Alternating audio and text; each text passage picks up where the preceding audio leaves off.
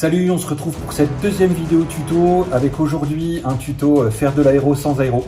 C'est-à-dire comment sur des bâtiments spécifiquement, mais ça marchera aussi sur les figurines si on le fait de manière plus subtile, comment obtenir des effets de dégradé d'une couleur à l'autre sur ce type de bâtiment. Donc avec une technique comme toujours très simple et puis tout se finira comme toujours sur un brossage. C'est parti!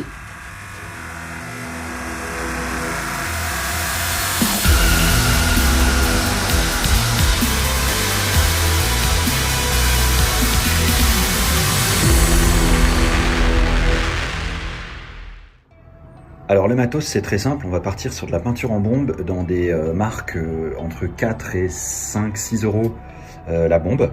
Là je suis parti sur 4 teintes, donc un dégradé avec du marron que je vais surtout mettre sur le bas du bâtiment et puis le bas des étages pour faire un rappel, du beige on va dire et puis un beige un peu plus clair et un peu de vert pour faire à la fois le sol et puis quelques touches de vert dans la façade.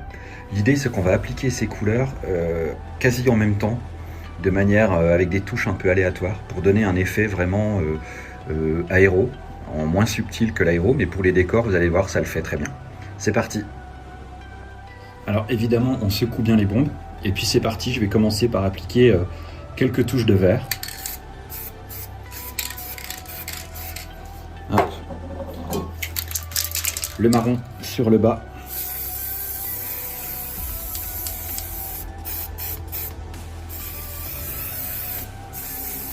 J'en mets également au niveau de l'étage. Donc l'idée c'est de ne pas attendre que les couches sèchent pour qu'elles se mêlent entre elles. Et puis là je pars sur les beiges.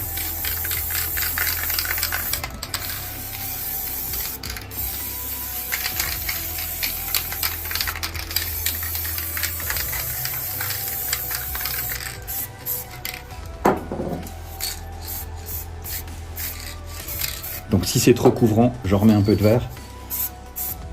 Des touches de beige clair. Hop. On va revenir sur le marron.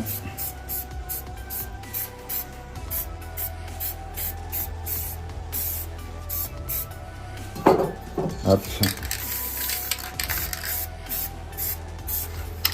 Alors il peut y avoir parfois un effet un peu moucheté, hein. C'est pas de la bombe très haut de gamme. D'où le prix. Pour les sols, moi j'ai choisi de partir sur du vert. Quasi exclusivement.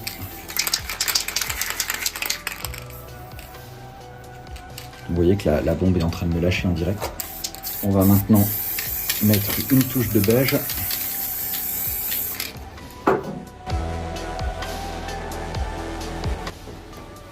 Voilà l'effet qu'on peut avoir. Je vous le montrerai sous un autre éclairage puisque là c'est pas forcément évident.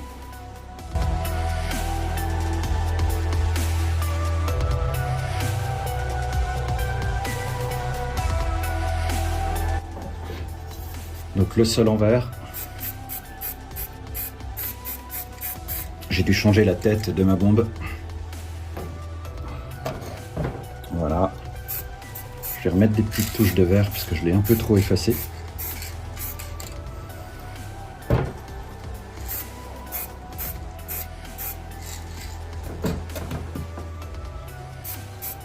Et voilà, on se retrouve en intérieur pour voir le résultat.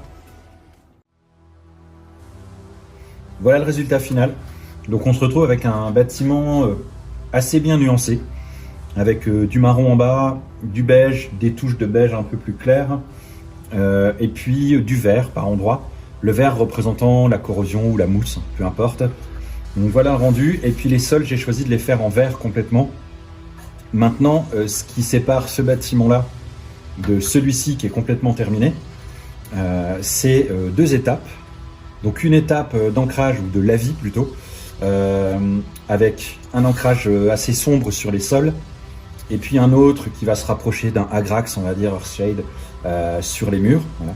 Alors on l'applique, vous allez le voir, avec peu de finesse. Il faut juste éviter les coulures, puisque ça rend vraiment pas bien. Maintenant, sur le reste, c'est pas quelque chose qui va demander beaucoup de délicatesse. Voilà, donc moi ça me va très bien. Les petits écoliers, c'est la pause goûter.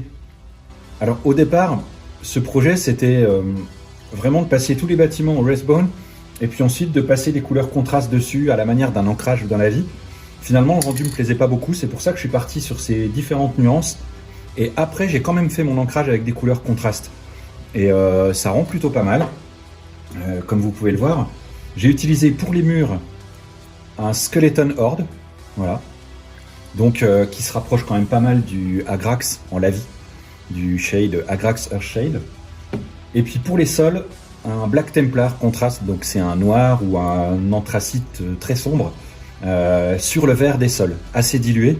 C'est ce qui donne cet effet, voilà, où on voit quand même la tonalité verte, mais avec un sol assez sombre finalement, et puis qui se dépose plutôt dans les creux. Voilà. Donc bah, c'est parti, on va attaquer l'ancrage. Alors contrairement au brossage où j'utilise pas d'eau du tout, là il va falloir diluer quasiment dans des proportions 1 pour 1, c'est-à-dire autant d'eau que de peinture. Hop. Voilà mon Skeleton Horde. Et puis on va ajouter de l'eau. Et on va attaquer l'ancrage. Donc comme je vous le disais, aucun besoin d'être subtil. Les autres bâtiments, je les ai même fait avec un pinceau un petit peu plus gros. Voilà, c'est ce que je vais faire là aussi, je pense. Il faut juste éviter les gros points et puis les coulées de peinture comme on peut avoir parfois avec des peintures très très diluées. Voilà. Je vais passer un pinceau un peu plus gros. Voilà, tout de suite, c'est beaucoup plus efficace pour des bâtiments. Alors, je n'ai pas sous la main de pinceau spécifique pour les shades, c'est-à-dire pour les ancrages, ce qui est dommage. Je vais tenter un troisième pinceau plus souple. Voilà, je crois que c'est ça qu'il me fallait. Un pinceau très souple qui dépose vraiment la peinture partout. Alors vous voyez, j'y vais tout en subtilité. Hein. C'est à peu près aussi subtil qu'un brossage. Et je corrigerai ensuite les zones où il y a des dépôts trop importants. Ou des dégoulinures, hein, je crois que c'est le terme technique.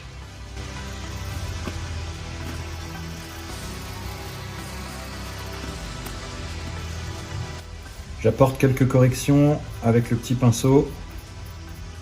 Là, je suis pas trop content du rendu. Donc il faut éviter les zones où le lavis, l'encre ne s'est pas du tout déposé. Et puis éviter les zones où il y a beaucoup trop d'encre. Il est censé se déposer dans les creux, évidemment. Donc là, je vais le laisser, par exemple. Hein, c'est plutôt réaliste, entre guillemets. Alors sur les autres bâtiments, j'avais quand même appliqué ma sous-couche de Wraithbone. Et j'ai l'impression, tout de même, que l'ancrage prenait mieux. Puisque c'est une peinture contraste. Donc peut-être quand même que la couche de Wraithbone n'est pas complètement inutile. Là, j'ai un ancrage qui se rétracte par endroits, c'est pas forcément super heureux.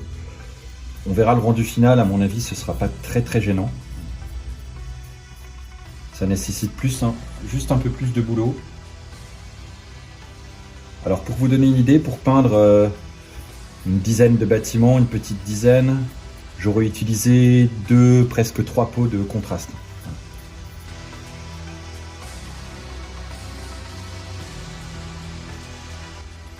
Donc ce qu'on veut éviter évidemment c'est ça, voilà. Hein, les gouttes comme celle-là.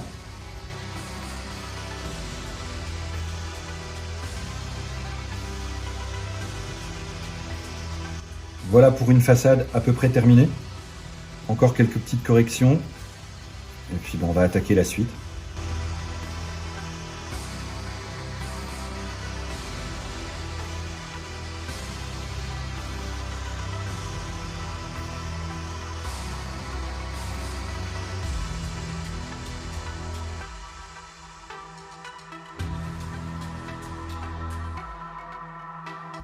Voilà le rendu pour la façade.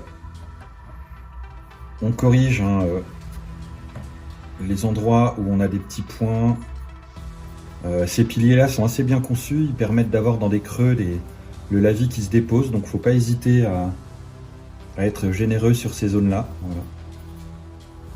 En plus, ils ont des arêtes assez saillantes. Donc pour les brossages, ça rend vraiment bien. Voilà, là j'ai un rendu qui est plutôt correct.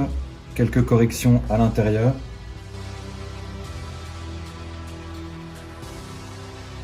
Voilà, on va attaquer maintenant les sols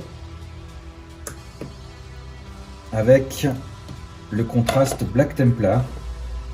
Alors je ne vais pas nettoyer ma super palette puisque de toute façon j'ai déjà du Skeleton Horde qui s'est déposé ici, donc ça va pas être très gênant. Vous voyez, c'est une couleur qui est assez sombre, voire carrément noire si on l'applique comme ça. Donc on va la diluer et puis l'appliquer sur les sols. Donc je vous confirme qu'à mon avis, au niveau ici de la tenue de la peinture, sur les autres bâtiments, j'avais fait une couche préalable de Resbone et je pense que ça a aidé quand même beaucoup à l'accroche de la peinture. Donc là, je vais avoir un rendu un peu plus difficile à obtenir.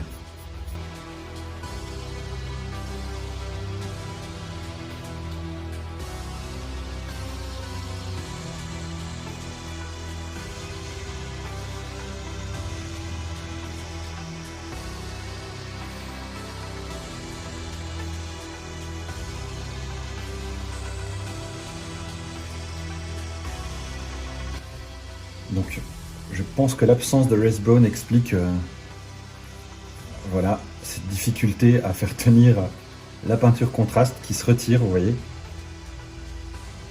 Donc, déjà, ça boit beaucoup plus. Là, j'ai utilisé beaucoup plus de peinture sur ce bâtiment que sur les autres. Et je risque d'avoir plus de mal à obtenir un effet nuancé et un peu plus dégradé que ce que j'ai eu sur les bâtiments précédents. Donc là, je vais procéder en 2 couches, je pense. Donc on va essayer déjà d'appliquer celle-ci le plus uniformément possible.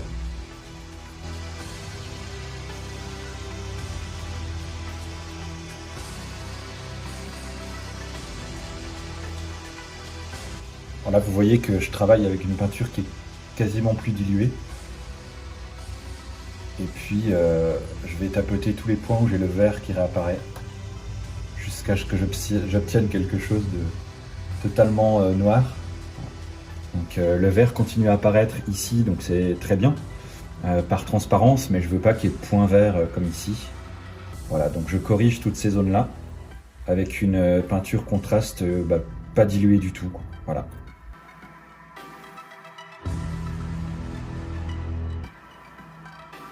Voilà, on va s'arrêter là pour la session ancrage à la vie.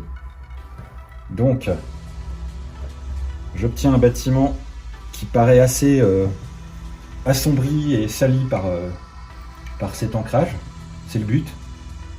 Et c'est vraiment le brossage qui va venir éclaircir et donner sa teinte finale à ce bâtiment.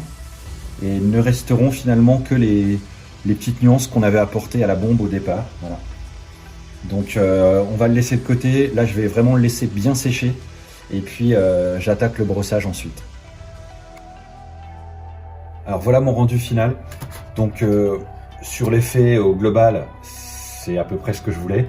Le fait de n'avoir pas mis de sous-couche avant de Resbone, ça a quand même rendu l'adhésion de la peinture beaucoup plus difficile. Et par endroits, j'ai des effets qui sont pas super. Des petits points ici, des zones où le lavis c'est vraiment écarté et a laissé des traces pas très chouettes. Je pense qu'avec un brossage assez appuyé, tout ça devrait être très atténué et on devrait avoir un rendu qui est correct. Le plus gros problème, c'est au niveau du sol. Voilà. On avait vraiment la peinture qui s'écartait et ça a laissé des zones carrément vertes, voilà, qui sont pas très jolies. À part ici, ça reste quand même assez présentable. Voilà. Donc on va partir sur le brossage et puis tout ça devrait rentrer dans l'ordre. Alors pour le brossage, je vais partir sur un Screaming Skull que je vais éclaircir avec du White Scar parce que je trouve que c'est pas assez marqué sinon.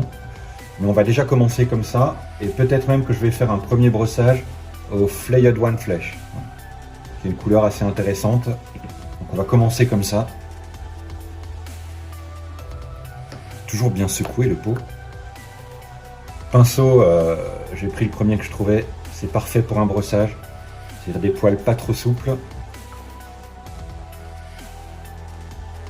Hop, allons-y.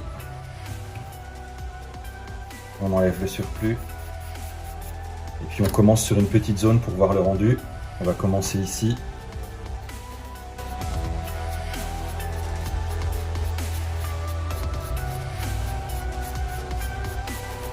On voit déjà bien l'effet du brossage. Je vais brosser juste cette zone-là.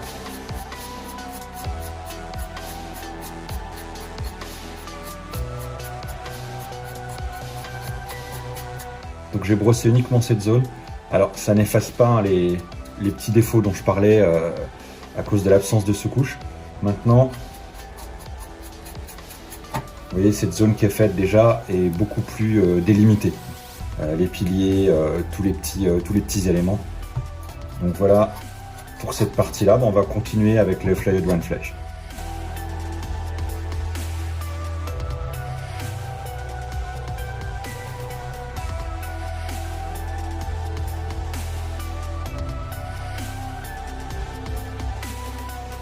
Alors voilà pour un premier rendu avec ce brossage au Flyed One Flash. Donc ça atténue déjà pas mal les petits défauts. Cette façade-là, par exemple, est plutôt réussie.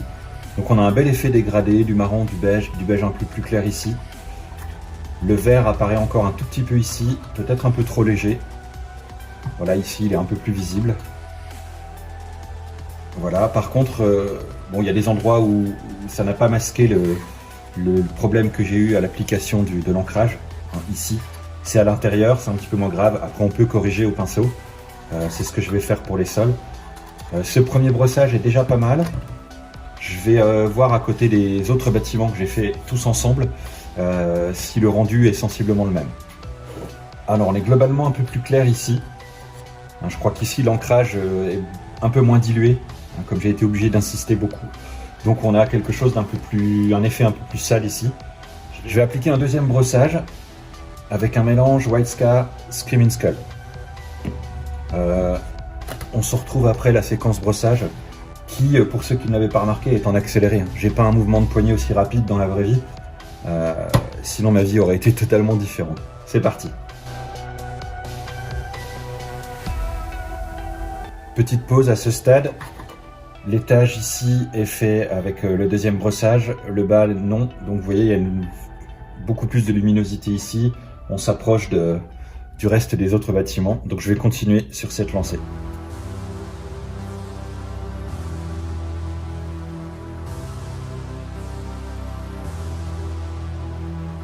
Voilà donc le rendu final du bâtiment. Il va aller rejoindre ses petits copains, je pense qu'on est plutôt pas mal. J'ai plus insisté sur le marron ici et moins sur le vert. C'est un petit peu différent sur les autres bâtiments. Mais je pense que une fois sur la table, il devrait plutôt bien s'en sortir. Voilà. Donc voilà comment on obtient vraiment un décor peint avec un effet nuance dégradé presque aéro, avec vraiment des nuances de couleurs. Un brossage pour uniformiser, pour faire ressortir les détails. C'est vrai que les décors, on peut s'amuser à peindre tous les détails, hein, évidemment, c'est très très chouette. Peindre les montants métalliques ici d'une couleur, faire les OSL pour les lumières ici. Maintenant, un décor, pour moi, il doit vraiment mettre en valeur les figurines qui sont sur la table. Donc il doit être tout dans la même teinte, de préférence, pas trop bigarré, quoi. Sinon, on obtient une table où on ne sait plus où regarder. Donc là, tous les décors seront de cette couleur-là. Donc quand vous allez poser une armée sur la table, on va voir les figurines normalement, et pas le décor. Et il doit quand même rester crédible, donc faire des choses assez monochromes comme ça. Moi, j'aime plutôt bien cet aspect-là. C'est ce qu'on a adopté pour beaucoup de nos tables secteur Gallicus. Et c'est un rendu qui est quand même assez sympa. Et le brossage fait quand même ressortir les détails. Voilà. Sachant qu'on a souvent affaire à des ruines, donc qui sont censés être dans un état lamentable. Ils n'ont pas fait venir une entreprise de peinture juste avant la bataille pour refaire la déco. Donc c'est censé être sous une couche de poussière. Voilà, donc ça reste assez crédible comme ça. Donc les différentes étapes, je vais les rappeler. La sous-couche en Redstone ici, parce que j'ai utilisé des peintures contrastes ensuite. Donc ça peut être n'importe quelle sous-couche. Les sous-couches sont pas la même composition que des peintures en bombe classiques. Donc c'est important de mettre une sous-couche. Du blanc, du noir, du gris, du Wraithbone, c'est très bien aussi. Sous-couche, ensuite avec 2-3 bombes, faire la peindre vraiment en utilisant toutes les bombes en même temps, c'est-à-dire une dans chaque main par exemple, et en appliquant une couleur sans attendre que l'autre soit complètement sèche. Ça c'est la deuxième étape. On peut le faire aussi sur des figurines, par exemple sur une armée sur laquelle vous voulez un petit effet zénithal, vous la sous-couchez en noir, et avant que le noir sèche, vous mettez un petit coup de blanc sur le dessus uniquement. Voilà. Et si vous peignez de manière assez fine, que vous mettez pas trop de couches de peinture, normalement cet effet ressortira et les figues seront un peu plus lumineuses sur le dessus. Voilà. Donc ça c'était la deuxième étape. Troisième étape, l'ancrage. Donc soit avec un Lavi Agrax, soit ici, moi j'ai utilisé des contrastes, hein, du Skeleton Horde pour les murs et puis du Black Templar pour les sols, voilà, qui est noir, mais vous voyez qu'il laisse apparaître, alors là j'ai beaucoup de poussière que je vais nettoyer, mais qui laisse apparaître le vert en dessous, donc ça rend un effet vraiment très très sympa. Et puis quatrième étape, le brossage. Donc ici souvent on va finir sur un brossage couleur ivoire on va dire. Là je suis parti sur un Flayed One, puis sur un Screaming Skull mélangé avec du White Scars. Voilà. Je trouve que le Screaming Skull est un petit peu une toute petite note de vert, ce qui est vraiment pas inintéressant. Et je l'ai coupé au blanc là pour que ça éclaircisse vraiment, parce que l'intérêt d'un brossage c'est quand même d'apporter de la lumière sur les arêtes. Voilà. Donc ça c'était la quatrième étape. Si vous tuez toutes ces étapes, hors temps de séchage qui est assez long quand même pour les bombes et assez long pour l'ancrage, en même pas 2 heures vous faites l'intégralité d'une table. Donc voilà le résultat, elle va aller rejoindre ses petites copines et puis on va voir ce que ça donne.